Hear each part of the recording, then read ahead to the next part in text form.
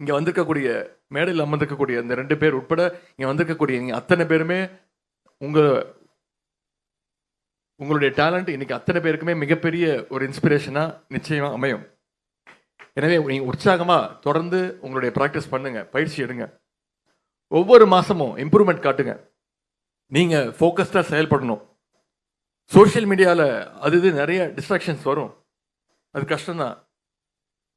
இங்கே பேசின 2 அத்லீட்ஸ் விளையாட்டு வீரர்களும் எவ்வளோ கான்ஃபிடென்ட்டாக அவங்களுடைய உணர்வுகளை இங்கே உங்ககிட்ட எடுத்து பேசினாங்கிறது அதுக்கு மிக மிக முக்கிய காரணம் படிப்பு மட்டுமல்ல, அவங்களுடைய பயிற்சி. அவங்களோட ஸ்போர்ட்ஸ்னால் அவங்கள அவ்வளோ கேரக்டர் பில்டப் பண்ணியிருக்கு. அதனால் பயிற்சியில் நீங்கள் அதிக கவனம் செலுத்துங்க. இங்கே இருக்கக்கூடிய உங்களில் பலர் நிச்சயம் நாளைக்கு இந்தியாவை ரெப்ரசன்ட் பண்ணி ஒலிம்பிக்கில் பயிற்சி பெறுவதற்கான, ஒலிம்பிக்கில் பார்ட்டிசிபேட் பண்ணுறதுக்கான வாய்ப்பையும் நீங்கள் பெறுவீங்க. அதற்கான தொடக்கமாக இந்த முதலமைச்சர் கோப்பை விளையாட்டுப் போட்டிகள் நிச்சயம் இருக்கும்னு நான் உங்கள் அத்தனை பேரையும் வாழ்த்துகின்றேன்.